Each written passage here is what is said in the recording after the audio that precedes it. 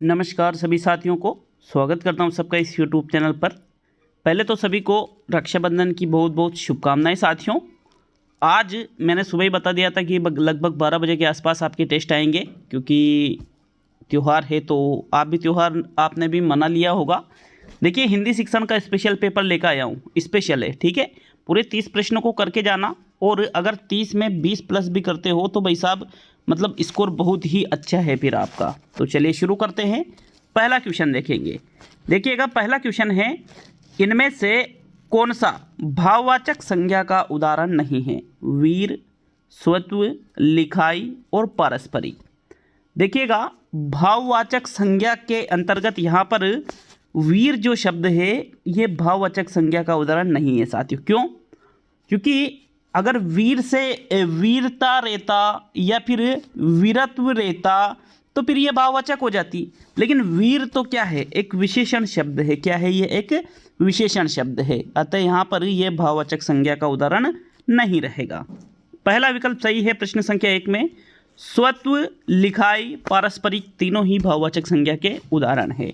तो चलिए आगे बढ़ेंगे प्रश्न नंबर 2 पर। दूसरा क्वेश्चन है, क्रियात्मक पक्ष का मूल्यांकन होता है प्रायोगिक परीक्षा द्वारा, लिखित परीक्षा द्वारा, साक्षात्कार द्वारा और मौखिक परीक्षण के द्वारा।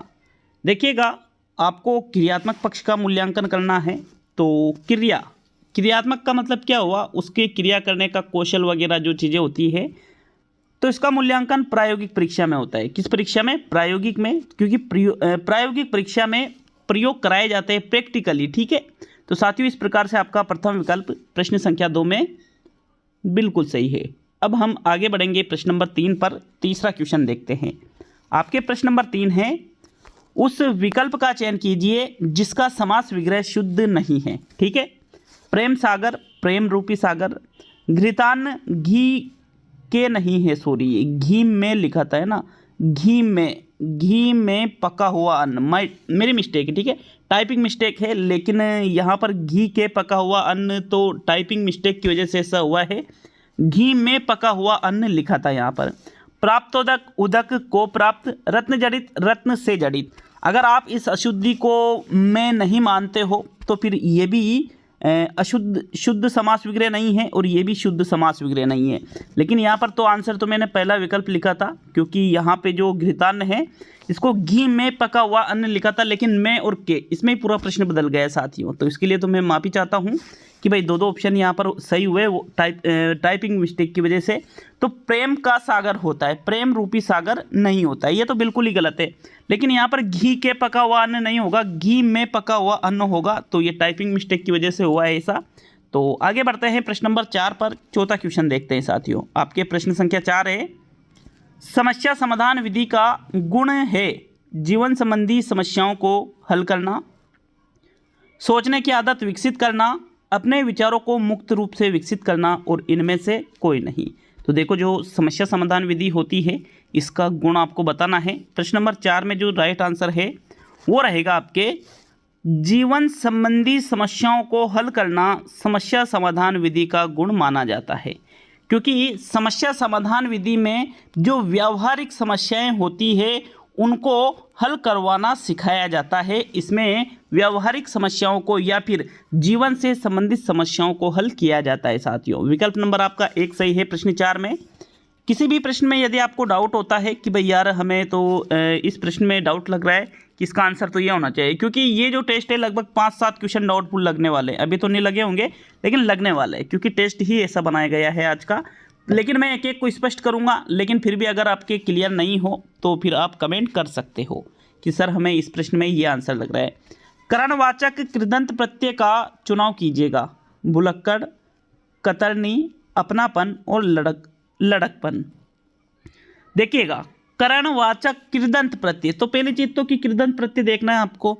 तो यहाँ पर कृदंत प्रत्यय के अंतर्गत अपनापन और लड़कपन तो आएगा ही नहीं, क्योंकि ये दोनों तो किसके उदाहरण हैं? ये तो तद्धित प्रत्यय के उदाहरण है साथियों, ठीक है।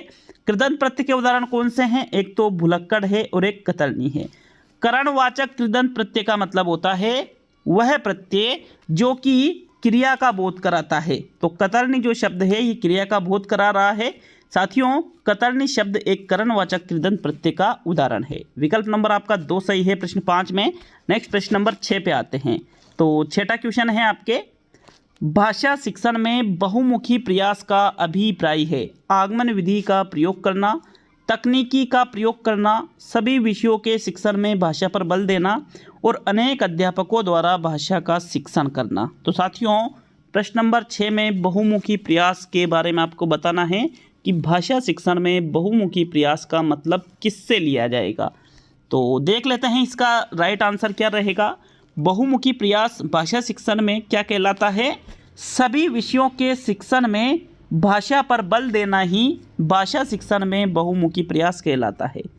अर्थात जब आप हिंदी, इंग्लिश, संस्कृत के अलावा, भाई ये तो लैंग्वेज है, कोई सा भी अन्य सब्जेक्ट पढ़ाते हो और अगर उसमें भी भाषा संबंधी कुछ चीज़ें सिखाई जाती है, भाषा संबंधी कुछ चीज़ों पर बल दिया जाता है, तो वही भाषा शिक्षण में बहुमुखी प्रयास कहलाता है। साथियों विकल्प नंबर 3 बिल्कुल सही है, इसलिए आपके छठे क्वेश्चन में। नेक्स्ट प्रश्न नंबर 7 पे आएंगे।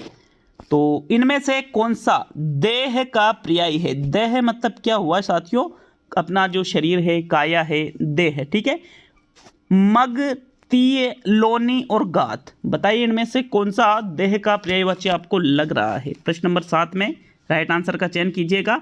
देखिए अगर ये प्रश्न राइट भी नहीं होता है तो कोई बात नहीं, क्योंकि पर्यायवाची का तो कोई पार नहीं होता है, अपार है ये। तो एक ही शब्द के हम 10 पढ़ते हैं लेकिन 50 पर्यायवाची भी हो सकते हैं। तो साथियों देह का पर्याय इनमें से है गात। कौन सा शब्द, गात शब्द देह या शरीर का पर्यायवाची है। तो चलिए नेक्स्ट प्रश्न नंबर 8 पे आते हैं। 8वां क्वेश्चन देख लेंगे। एक परीक्षण तभी मान्य कहलाता है जब यह निष्पक्ष और शिक्षक पूर्वाग्रह से मुक्त हो, जिसे मापने का दावा करता है उसे मापता है, समय के साथ अनुरूप परिणाम देता है, सांस्कृतिक पूर्वाग्रह के खिलाफ बचाव करता है। तो बताइए प्रश्न नंबर 8 में वेरी इंपॉर्टेंट क्वेश्चन। इंपॉर्टेंट क्यों है, क्योंकि ऐसे क्वेश्चन में हमें चारों ही विकल्प सही लग रहे, चारों ही पॉजिटिव आंसर है, लेकिन आंसर तो इनमें से एक ही रहेगा, कोई सा भी। देख लेते हैं कि भाई कौन सा आंसर सही है। एक परीक्षण तभी मान्य कहलाता है साथियों जिसे मापने का दावा करता है, उसका यदि वह मापन करे तो फिर वो परीक्षण मान्य कहलाता है, ठीक है। सेकंड विकल्प सही है। बाकी निष्पक्ष और शिक्षक पूर्वाग्रह से मुक्त हो मतलब वो विश्वसनीय हो, समय के साथ अनुरूप परिणाम देता है, सांस्कृतिक पूर्वाग्रह के खिलाफ बचाव करता है।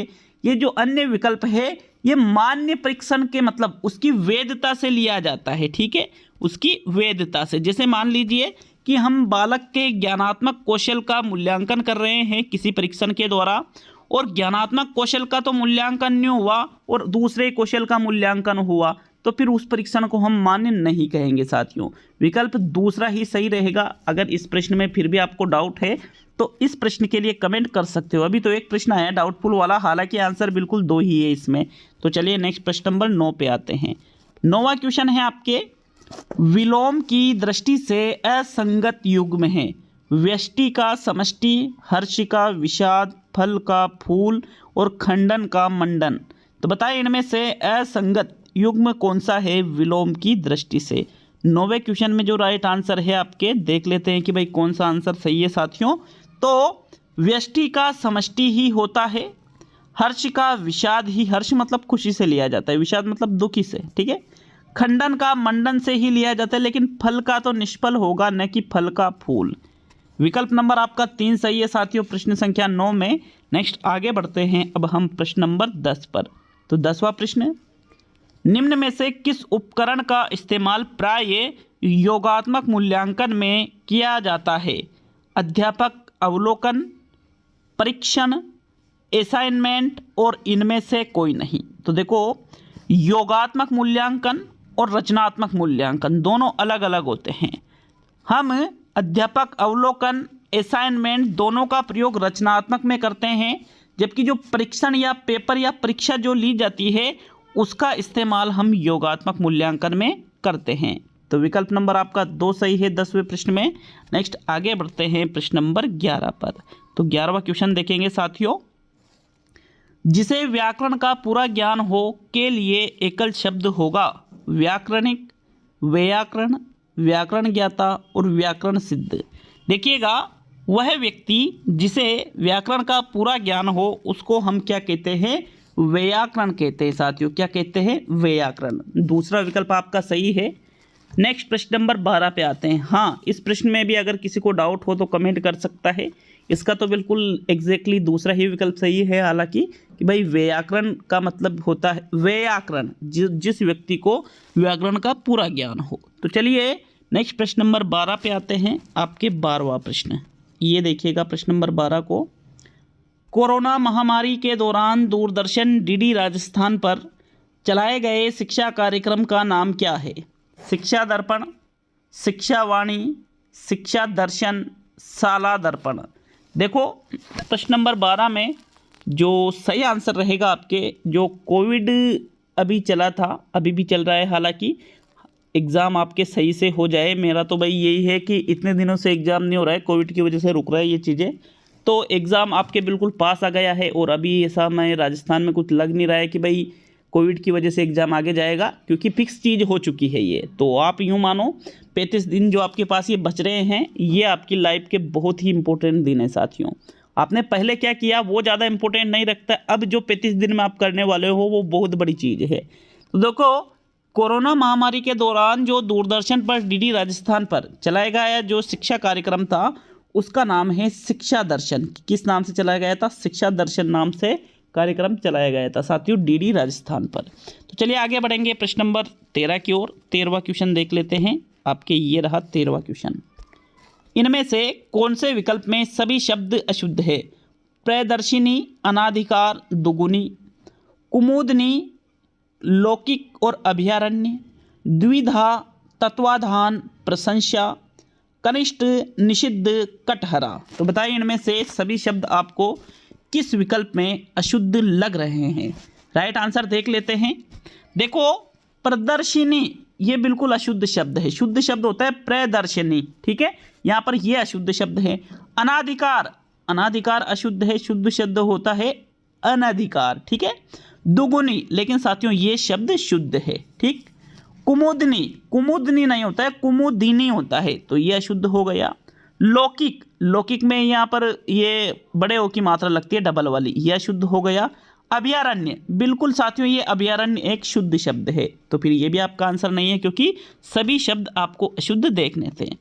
द्विधा, द्विविधा होती है, द्विधा नहीं होती है, यह अशुद्ध है।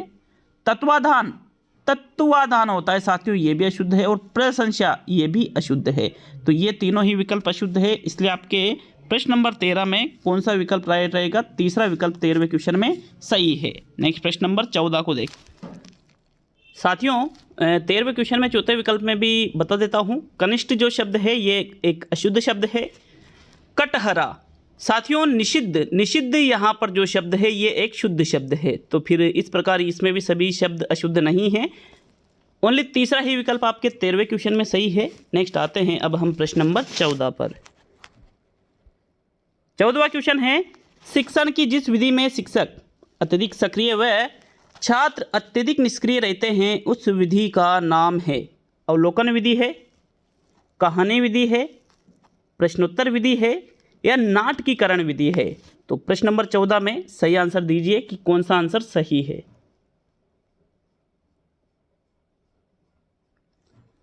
सोच लिया होगा सभी ने। राइट आंसर जो इसका है साथियों, देखो शिक्षक तो सक्रिय और छात्र क्या है? निष्क्रिय, तो उस विधि को हम कहानी विधि कहते हैं, क्योंकि अवलोकन विधि में है अध्यापक अवलोकन करता है, छात्र कार्य करते रहते हैं, तो छात्र सक्रिय हुए। प्रश्नोत्तर विधि में अध्यापक प्रश्न पूछ रहा है, छात्र उत्तर दे रहे, तो भी छात्र सक्रिय है। फिर नाटकीकरण विधि में छात्रों के द्वारा अभिनय किया जाता है, तो ये भी छात्र सक्रिय है। लेकिन कहानी विधि में अध्यापक तो क्या कर रहा है? कहानी सुना रहा है और छात्र उस कहानी को सुन रहे हैं, तो एक्टिव कौन है? अध्यापक, छात्र क्या है? निष्क्रिय है साथियों, इसलिए आपके दूसरा विकल्प प्रश्न 14 में सही रहेगा। नेक्स्ट प्रश्न नंबर 15 पे आते हैं। तो 15वां क्वेश्चन है, समानाधिकरण उपवाक्यों के बीच जब कोई योजक चिन्ह न हो तो किस विराम चिन्ह का प्रयोग किया जाता है? पूर्ण विराम चिन्ह का, अपूर्ण विराम चिन्ह का, अर्ध विराम चिन्ह का और अल्प विराम चिन्ह का? तो बताइए प्रश्न नंबर 15 में कि भाई कौन सा विकल्प आपका सही है। देखो वीडियो के लास्ट में कमेंट करके जाइए कि भाई कितने क्वेश्चन आपके सही होते हैं, तो ज़रूर बता करके जाइए साथियों। हमें प्रश्न नंबर 15 जो राइट आंसर है वो रहेगा अपूर्ण विराम चिन्ह। ठीक है, क्या आंसर रहेगा आपका? अपूर्ण विराम चिन्ह। जब समानाधिकरण उपवाक्यों के बीच कोई भी योजक चिन्ह नहीं होता है तो फिर हम अपूर्ण योजक चिन्ह का प्रयोग करते हैं। इस प्रकार इसका ये संकेत होता है विसर्ग के जैसे। ठीक है, जैसे कोई भी दो वाक्य है तो बीच में जब हम इस प्रकार का ये जो चिन्ह लगाते हैं इस प्रकार का, तो साथियों इसको ही अपूर्ण विराम चिन्ह कहते हैं। विकल्प नंबर 2 सही है आपके प्रश्न 15 में। नेक्स्ट प्रश्न नंबर 16 पे आएंगे, तो आपके 16वां प्रश्न देखिए। 16वें प्रश्न को, कौन सा प्रश्न कौशलों के लिए सही नहीं है? ठीक है, प्रश्न पूछने में उत्साहवर्धक तरीकों का प्रयोग करना, प्रश्नों को प्रोत्साहन देना, हाँ अथवा न उत्तर वाले प्रश्नों की संख्या बढ़ाना, सुनने में संवेदनशीलता विकसित करना। तो बताइए प्रश्न संख्या 16 में कौन सा विकल्प है जो कि प्रश्न कौशलों के लिए सही नहीं है? तो साथियों 16वें क्वेश्चन में जो आपका राइट आंसर है वो रहेगा हाँ अथवा न उत्तर वाले प्रश्नों की संख्या बढ़ाना। ये कोई प्रश्न कौशलों के लिए सही नहीं माना जाएगा, क्योंकि आप हाँ अथवा नहीं उत्तर वाले जो प्रश्न बढ़ाते हो तो उससे प्रश्न कौशल में कहाँ अच्छा हो रहा है। सुनने में संवेदनशीलता विकसित कर रहे हो, प्रश्नों को प्रोत्साहन दे रहे हो, प्रश्न पूछने में उत्साहवर्धक तरीकों का प्रयोग कर रहे हो, तो ये चीज़ें तो अच्छी मानी जाती है। तो नेक्स्ट प्रश्न नंबर 17 को देखेंगे मित्रों, आपके 17वां प्रश्न। इनमें से किस मुहावरे का अर्थ परेशान करने से लिया जाता है? कान का कच्चा होना, कान पर जू न रेंगना, कान भरना और कान खाना। तो बताइए इनमें से ये जो 4 मुहावरे यहाँ पर प्रयुक्त किए गए हैं, इसमें किस मुहावरे का अर्थ परेशान करने से लिया जाता है? तो साथियों राइट आंसर जो 17वें क्वेश्चन में है, देख लेते हैं कि भाई कौन सा आंसर सही है। कान खाना। ठीक है, कोई कहता है ना कि यार कान मत खा तू, तो मतलब सीधी सी बात क्या है कि भाई वो परेशान कर रहा है। तो विकल्प नंबर आपका 4 सही है प्रश्न नंबर 17 में। कान का कच्चा होना मतलब क्या होता है? सुनी सुनाई बात पर विश्वास कर लेना। कोई कुछ भी कह दे तो उसी बात पर विश्वास कर लें, चाहे वो झूठी हो या सही हो, उससे हमें कोई मतलब नहीं। तो वो होता है कान का कच्चा होना। कान पर जूं न रेंगना का मतलब है कोई फर्क ही नहीं पड़ना। ठीक है, कि भाई हम किसी को कितनी सुना दे, कुछ भी कह दे, लेकिन उसके कोई फर्क ही नहीं पड़ रहा है, तो कान पर जूं न रेंगना। कान भरना, साथियों कान भरना मुहावरे का अर्थ है चुगली करना। ठीक है, तो इस प्रकार से 17वें क्वेश्चन में जो आंसर सही है वो है चौथा विकल्प। देखो कान भरना का मतलब चुगली करना या फिर ऐसे ही कुछ है, थोड़ा मुझे कन्फ्यूज़न हो गया, तो कमेंट कर सकते हो कि भाई कान भरना मुहावरे के लिए क्या अर्थ लिया जाता है। नेक्स्ट प्रश्न नंबर 18 पे आते हैं। 18वां क्वेश्चन है आपके, काठिन्य निवारण का पर विशेष बल दिया जाता है। नाट्य शिक्षण में दिया जाता है, गद्य शिक्षण में दिया जाता है, पद्य शिक्षण में दिया जाता है, व्याकरण शिक्षण में दिया जाता है। तो देखो जो काठिन्य निवारण होता है इस पर विशेष बल गद्य शिक्षण में दिया जाता है। कौन से में? गद्य शिक्षण में। गद्य शिक्षण के अंतर्गत जैसे कहानी है, एकांकी है, ठीक है, निबंध है, नाटक है, ये चीज़ें सभी किस में आती है साथियों? गद्य शिक्षण में आती है। तो विशेष बल काठिन्य निवारण पर गद्य शिक्षण में ही दिया जाता है। जो काठिन्य शब्द मतलब जो कठिन शब्द होते हैं उनके अर्थ बताने के लिए। तो सेकंड विकल्प आपके 18वें क्वेश्चन में सही है। नेक्स्ट प्रश्न नंबर 19 पे आते हैं। तो 19वां क्वेश्चन आपके, किस क्रम में अयादी संधि का उदाहरण है? देवी प्लस अर्पण, देव्यर्पण, वी प्लस ऊ है, व्यू है, दे प्लस इनी, दाइनी, अभी प्लस अर्थी, अभ्यर्थी। तो ये जो 4 विकल्प है इसमें से अयादी संधि किसमें है साथियों?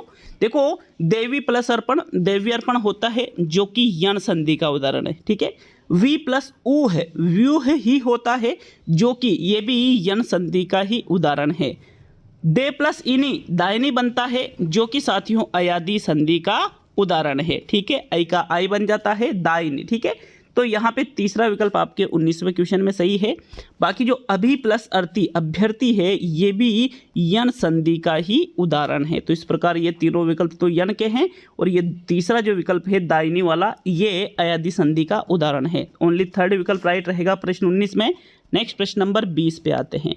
तो 20वां क्वेश्चन, बार बार रटने की विधि है। व्याख्या विधि, अव्याकृति विधि, सूत्र विधि और पारायण विधि।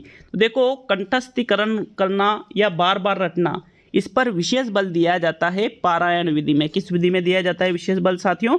पारायण विधि में बार बार रटने की विधि भी इसको कहते हैं। अब आपके दिमाग में आ रहा होगा कि सर इसमें सूत्र विधि भी राइट है, तो सूत्र विधि भी बिल्कुल मान सकते हैं, क्योंकि सूत्र को भी याद किया जाता है, रटा जाता है, बट पारायण विधि पूर्णतः कंठस्थीकरण पर ही बल देती है साथियों। इसलिए फिर हमारी जो प्रथम चॉइस है वो पारायण विधि रहेगी। तो चौथा विकल्प आपके प्रश्न 20 में सही है।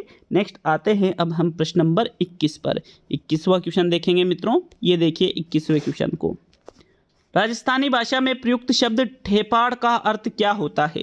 एक प्रकार का वस्त्र, ऊंट की विशेष चाल, सूखी झाड़ी और एक प्रकार का आभूषण। तो देखो राजस्थानी भाषा में एक शब्द प्रयुक्त किया जाता है जिसको कहते हैं ठेपाड़। तो इस ठेपाड़ का मतलब क्या, किससे लिया जाएगा? भाई आपके प्रथम, दूसरा, तीसरा या चौथा जो भी विकल्प सही है उसका आपको चयन करना है। तो जो ठेपाड़ शब्द है इसका अर्थ लिया जाता है साथियों, ठेपाड़ एक प्रकार का वस्त्र विशेष है। विकल्प नंबर आपका 1 सही है 21 में। नेक्स्ट 22वें क्वेश्चन पे आते हैं। तो वीडियो कैसा लगा हमें कमेंट करके जरूर बताइएगा लास्ट में कि भाई 30 में से जो क्वेश्चन हुए हैं डाउट वाले, आप सभी चीज़ों के लिए कमेंट जरूर करिएगा। प्रिंट मीडिया में सम्मिलित नहीं किया जाता है समाचार पत्र, पत्रिकाएं, पाठ्य पुस्तक और विद्यालयी पत्रिकाएं। तो देखो अब यहाँ पर लग रहा होगा कि भाई चारों ही जो विकल्प है वो प्रिंट मीडिया में है सम्मिलित होते हैं, लेकिन फिर अब हम कौन से विकल्प का चयन करें? तो ऐसा नहीं है। राइट आंसर क्या रहेगा? देखो समाचार पत्र को प्रिंट मीडिया में सम्मिलित करते हैं, पत्रिकाओं को प्रिंट मीडिया में सम्मिलित करते हैं, विद्यालयी पत्रिकाओं को प्रिंट मीडिया में सम्मिलित करते हैं, लेकिन जो पाठ्य पुस्तक है ये प्रिंट मीडिया के अंतर्गत नहीं आएगी। अब आप कहोगे कि सर पाठ्य पुस्तक भी तो प्रिंट की जाती है, तो मैं आपको बता दूं इसका जवाब क्या है। जो तीसरा विकल्प है वो राइट आंसर है, 4 नहीं ये 3 है, ठीक है, टाइपिंग मिस्टेक है ये।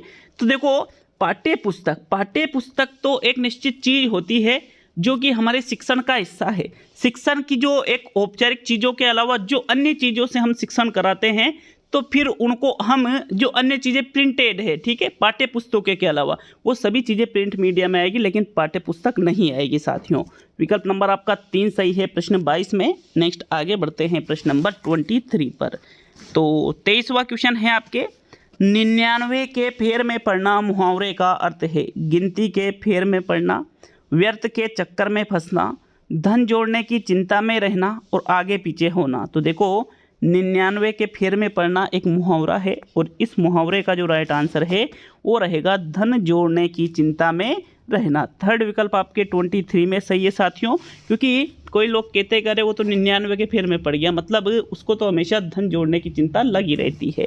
तो इस मुहावरे का अर्थ उन लोगों के लिए किया जाता है जो कि बहुत ही ज़्यादा धनवान बनना चाहते हैं। थर्ड विकल्प आपके 23 में सही है। और नेक्स्ट प्रश्न नंबर 24 को देखेंगे। तो 24वां क्वेश्चन, भाषा के व्याकरण की समझ को केवल वस्तुनिष्ठ प्रश्नों के माध्यम से आंका जाना चाहिए, केवल लघुत्तर प्रश्नों के माध्यम से आंका जाना चाहिए। तीसरा विकल्प, निबंधात्मक प्रश्नों के माध्यम से आंका जाना चाहिए, या फिर चौथा और अंतिम विकल्प है संदर्भ परक प्रश्नों के माध्यम से आंका जाना चाहिए। तो देखो भाषा के व्याकरण की समझ को, जो बालकों में व्याकरण की समझ है उसको किस प्रकार आप उसका आकलन करोगे, 24 में आपको ये आंसर बताना है। तो देखो 24 में जो राइट आंसर है, भाषा के व्याकरण की समझ को संदर्भ परक प्रश्नों के माध्यम से आंका जाना चाहिए। चौथा विकल्प आपके 24 में सही है साथियों। नेक्स्ट आगे बढ़ते हैं अब हम प्रश्न नंबर 25 पर। संदर्भ परक प्रश्नों के माध्यम से ही राइट रहेगा यहाँ पर, ठीक है। नेक्स्ट, क्योंकि यहाँ 2 विकल्प तो केवल वाले हैं, तो केवल वाले तो बिल्कुल ही गलत हो यहाँ पे। नेक्स्ट प्रश्न नंबर 25, तो 25वां क्वेश्चन, निम्न में से किसकी संधि सही नहीं हो रही है? दीन प्लस अनाथ दीनानाथ, अप प्लस अंग अपंग, मूसल प्लस धार मूसलाधार और लकड़ी प्लस हारा लकड़हारा। तो देखो 25वें क्वेश्चन में जो राइट आंसर है, संधि सही नहीं हो रही है। ये क्वेश्चन है आपको कंफ्यूज करेगा, ठीक है। मुझे पता है इस क्वेश्चन में आप कहोगे कि नहीं सर आप जो बता रहे हो गलत है, या फिर इसका तो ये रहेगा, आपने तो गलत बता दिया। तो साथियों थोड़ा सोच समझकर उत्तर दीजिएगा इस क्वेश्चन का, जो दिखता है वो ऐसा होता नहीं है। तो 25वें क्वेश्चन में जो राइट आंसर है, देखो लकड़ी प्लस हारा लकड़हारा ही बनता है, विशिष्ट संधि होती है इनमें। मूसल प्लस धार मूसलाधार ही होता है। अब आप कहोगे कि कैसे होगा, तो इसमें संधि के नियम काम नहीं करते, इनमें विशिष्ट संधि होती है। अप प्लस अंग, अप प्लस अंग यहाँ पर दीर्घ संधि का अपवाद है। अब आप कहोगे कि सर ये तो अपांग होना चाहिए, क्या होना चाहिए? अपांग। लेकिन अपांग शब्द होता है क्या? नहीं होता है। अप प्लस अंग अपंग होता है साथियों, शुद्ध शब्द, ये भी बिल्कुल सही है। लेकिन दीन प्लस अनाथ, अब आप कहोगे कि सर न ए प्लस ए बराबर आ हो जाएगा, मतलब दीनानाथ, तो बिल्कुल सही है, लेकिन यही आपका राइट आंसर है, क्योंकि इसकी संधि सही नहीं हो रही है। जो दीनों का अनाथ होता है, क्या वो दीनानाथ होता है? ये तो कोई अर्थ ही नहीं निकल रहा है। तो दीनों का अनाथ नहीं, इसका विच्छेद सही होता है दीन प्लस नाथ। अब आप कहोगे कि इसमें तो नियम ही काम नहीं कर रहा है, तो इन शब्दों में जैसे पनवाड़ी पानी प्लस वाड़ी, पनवाड़ी शब्द में कोई नियम काम नहीं करता। बच्चा प्लस पन, बचपन शब्द कोई काम नहीं कर रहा है। पानी प्लस हारा, पनिहारा, ठीक है, पानी प्लस हारा, पनिहारा, तो इनमें कुछ काम नहीं करते। ये कुछ विशिष्ट संध्या होती है। और दीन प्लस अनाथ बिल्कुल यहाँ पर एक अशुद्ध संधि युक्त शब्द है। विकल्प नंबर आपका एक सही है 25 में। नेक्स्ट प्रश्न नंबर 26 पे आते हैं। लेकिन अगर फिर भी आपको कंफ्यूजन हो तो कमेंट कर सकते हो, बाकी मैंने मेरी तरफ से पूरा बता दिया है। तो 26वां क्वेश्चन है आपके, शिक्षण अधिगम प्रबंधन प्रत्यय के प्रवर्तक है B.S. Bloom, Robert Glaser, B.O. Smith, I.K. Davis. साथियों, शिक्षण अधिगम प्रबंधन जो प्रत्यय दिया गया है ये किसके द्वारा दिया गया है? I.K. डेविस के द्वारा ये प्रत्यय दिया गया है। तो फोर्थ विकल्प 26 में सही है। नेक्स्ट आगे बढ़ेंगे प्रश्न नंबर 27 पर। 27वां क्वेश्चन है, तात्कालिक वर्तमान काल का उदाहरण है, यदि तुम आ जाते तो मैं चला जाता, रेखा का पत्र मिला, चिड़िया उड़ रही है और बालक सो रहा था। देखो, तात्कालिक वर्तमान काल का जो यहाँ पर उदाहरण है, एक बार आप राइट आंसर बता दीजिए, तो फिर हम इसके बारे में चर्चा करेंगे। जो तात्कालिक वर्तमान काल होता है, इसका उदाहरण है चिड़िया उड़ रही है। तात्कालिक का मतलब होता है अपूर्ण वर्तमान काल, जो क्रिया वर्तमान में जारी हो रही है, मतलब वर्तमान में क्रिया अगर चल रही है तो उसको तात्कालिक वर्तमान काल या अपूर्ण वर्तमान काल के नाम से जाना जाता है। चिड़िया उड़ रही है मतलब अभी भी क्रिया चल रही है। तो थर्ड विकल्प आपके 27 में सही है। नेक्स्ट आगे बढ़ते हैं प्रश्न नंबर 28 पर। 28वां क्वेश्चन, कौन सा वाक्य मिश्र है? प्रधानमंत्री जी आ रहे हैं, मैं लिखता हूँ और मोहन पढ़ता है, राजू मेरा भाई है और सीता मेरी बहन है, माँ ने कहा कि बेटा कभी झूठ मत बोलो। तो देखो, यहाँ पर मिश्र वाक्य की बात की जा रही है। प्रधानमंत्री जी आ रहे हैं, ये एक सरल या साधारण वाक्य का उदाहरण है। मैं लिखता हूँ और मोहन पढ़ता है, और यहाँ पर ये जो संयोजक शब्द है, तो ये जो एक वाक्यों को अलग अलग करने का कार्य कर रहा है, ये एक संयुक्त वाक्य का उदाहरण है। साथियों, राजू मेरा भाई और सीता मेरी बहन है। तो साथियों, राजू मेरा भाई और सीता मेरी बहन है, ये भी कोई मिश्र वाक्य नहीं है। माँ ने कहा कि बेटा कभी झूठ मत बोलो, तो यहाँ पर किसे वाक्य जुड़ रहा है? बिल्कुल ये एक संज्ञा आश्रित मिश्र वाक्य है। तो चौथा विकल्प आपके 28 में सही है। नेक्स्ट आगे बढ़ते हैं अब हम प्रश्न नंबर 29 पर। 29वां क्वेश्चन, इनमें से हंस पद का चिन्ह कौन सा है? प्रथम विकल्प, दूसरा विकल्प, तीसरा विकल्प, चौथा विकल्प। तो देखो, ये तो अर्धविराम चिन्ह है, ये विस्मयादिबोधक चिन्ह है, ये अपूर्ण विराम चिन्ह है, और ये हंस पद चिन्ह है। तो विकल्प नंबर आपका 4 सही है साथियों 29 में। अब आज का अंतिम और 30वां क्वेश्चन देख लेते हैं। तो क्या पूछा जा रहा है आपसे 30वें क्वेश्चन में, ये देखिएगा, निम्न में से कौन सा शब्द पुल्लिंग है? देह, बूंद, बाहु और तारा। अब इस क्वेश्चन का आंसर देने से पहले और एक्सप्लेनेशन करने से पहले मैं आपको बता दूं, ये क्वेश्चन भी आपके कंफ्यूज जरूर करेगा। तो इस क्वेश्चन का थोड़ा सोच समझकर आंसर दीजिएगा। जो राइट आंसर है, यहाँ पर पुल्लिंग शब्द है तारा। तारा अच्छा होता है, पुल्लिंग शब्द है। अब देखो, बूंद तो अच्छी होती है, तो ये तो स्त्रीलिंग है। लेकिन आप कहोगे कि सर देह भी पुल्लिंग है, तो देह पुल्लिंग नहीं है, देह स्त्रीलिंग है। अब आप कहोगे कि सर देह तो शरीर का पर्यायवाची है, शरीर तो पुल्लिंग है, तो फिर देह भी पुल्लिंग होना चाहिए। तो ऐसा थोड़ी होता है, यहाँ पर तो देह शब्द दिया जा रहा है ना, यहाँ पर शरीर शब्द थोड़ी दिया जा रहा है। इसलिए देह शब्द यहाँ पे पुल्लिंग न होकर देह शब्द यहाँ पर क्या रहेगा साथियों? स्त्रीलिंग रहेगा। 100% स्त्रीलिंग ही है देह शब्द। अगर कोई पुल्लिंग बता रहा है तो भाई फिर आप गलत बता रहे हो। देखो जो बाहु, बाहु का मतलब किससे लिया जाता है, बाहु मतलब भुजा से लिया जाता है साथियों। तो बाहु मतलब भुजा अच्छी होती है, बाहु अच्छी होती है, ठीक है। विकल्प नंबर 3 भी यहाँ पर स्त्रीलिंग है, बूंद भी स्त्रीलिंग है और देह भी स्त्रीलिंग है। तारा शब्द यहाँ पर पुल्लिंग है, लेकिन फिर भी अगर किसी को लगता है कि यार देह पुल्लिंग है तो भाई आप किसी एक्सपर्ट से चर्चा कर सकते हो, बाकी देह शब्द स्त्रीलिंग में ही रहेगा। तो ये आज का टेस्ट था, कैसा लगा जरूर बता के जाए, कमेंट करके जाए कितने क्वेश्चन 30 में से आपने सही किए, ठीक है। तो मिलते हैं अब अगले वीडियो में, सभी दोस्तों का बहुत बहुत धन्यवाद।